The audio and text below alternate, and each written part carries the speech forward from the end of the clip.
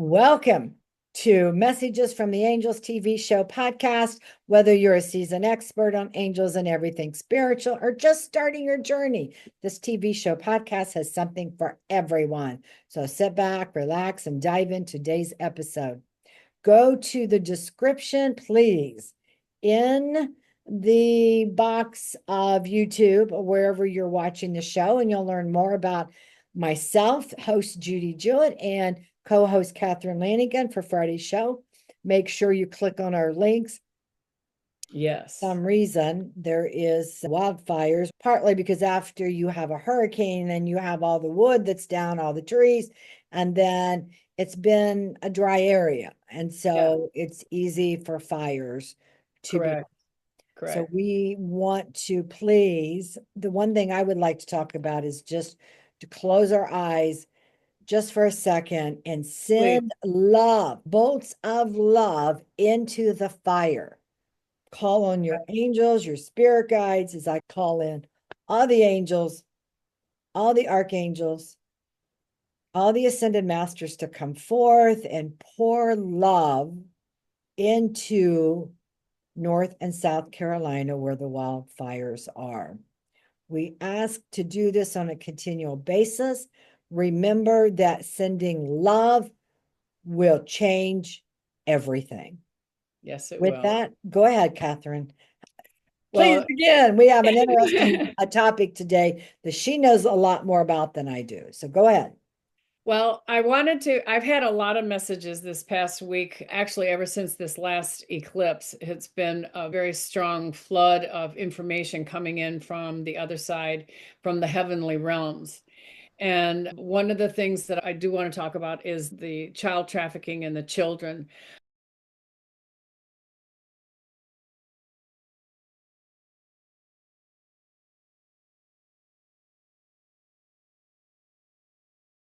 And the message that I got was directly from Mother Mary, from the Blessed Virgin, for those that are Catholic. She said, "Don't worry about the children. I'm watching over all the children in the world. And this is the end right now, this time that we're living in. And I don't mean from now until 2030. I mean from now until May of this year. So in the next 6 weeks or so, give or take a little bit of time, all the we're going to hear a lot about the child trafficking. We're going to hear about the horrors. We're going to see a lot of people being brought to justice or just brought into the forefront, being revealed. A lot is being revealed of who they are, what's been going on, and though it is shocking, this is all part of the purging of Mother Gaia, whatever's on the earth. The human beings are on the earth along with the wildlife and the flowers and the plants and the trees and the sky. We'll talk about sky and sea because I've worked on those for years. But it is important to, when you think about it, think about Mother Mary and what she's always been about the children. First of all, Jesus was her son. But also on top of that, I was brought up in the Catholic religion, and Mother Mary appeared to the three children at Fatima, and I think it was in 1913, 1912, something like that. But she also appeared to Bernadette, and Bernadette was a young girl as well. And she has a tendency to appear to children first. When I lived in Houston about 30 years ago, I think it was, there were stories about Mother Mary appearing to some children that were in the barrio down on the south side of Houston at that time. Of course, now it's practically the center city. Houston spread out so far. But anyway, even then, she first appeared to I think it was a little girl in her backyard. And people came from all over to see Mother Mary there. And I have a girlfriend to this day. She said, "Yeah, I went down there. I couldn't get there at the time because I was working and taking care of my little son." But she went down, she said, "Oh yeah, it was absolutely true. Mother Mary was there." So even though it's not validated or set precedent by the Catholic Church, these appearances have happened. And when she comes in to me and others, and then I've gone on podcasts, other podcasts to listen to other shows, and they have validated the same thing that Mother Mary is very active right now, all over the world, not just here, but there's other stories coming out from other countries where she is talking about saving the children, whether they're in child trafficking or war zones, different places like that. So I think the message is her message has always been think of me, pray to me, say your prayers, but think of me and I will come and help. I'll bring you comfort.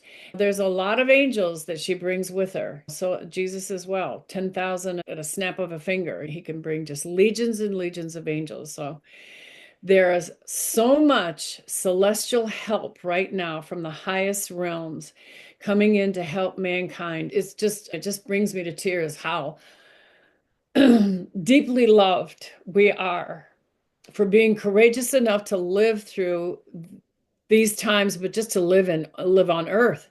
I have to bring this up because this is really good. I was watching Next Level Soul the other day, and there was a gentleman on there. His name was Bill, and now I can't remember what his last name is, but he had a near-death experience back in the 90s.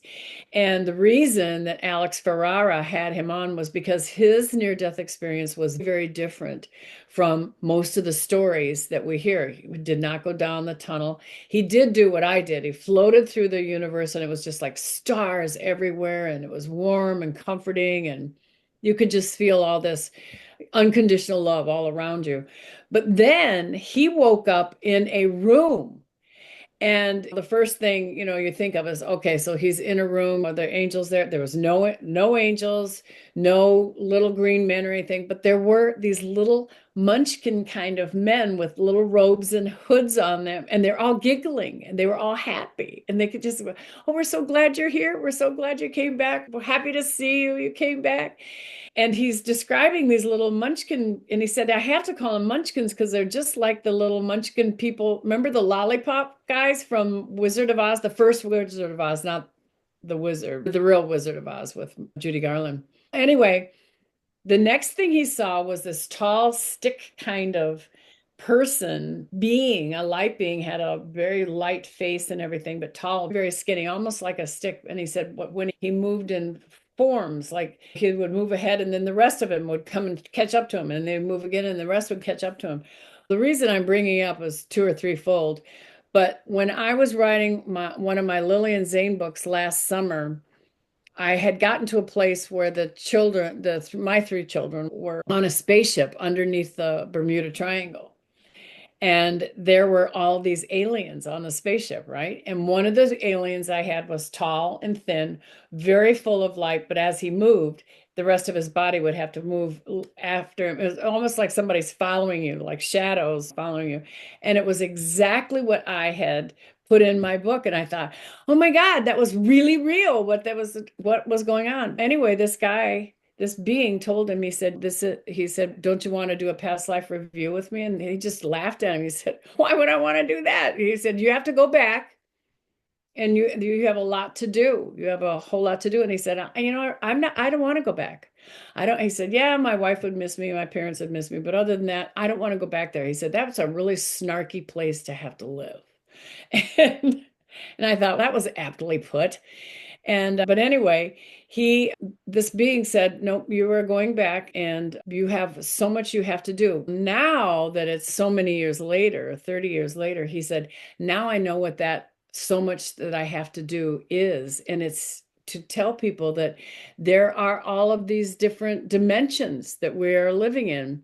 And I think it was last week, scientists did some kind of a test or had a certain, I don't know what you say, scientists found that we're able to measure and see the different dimensions of life.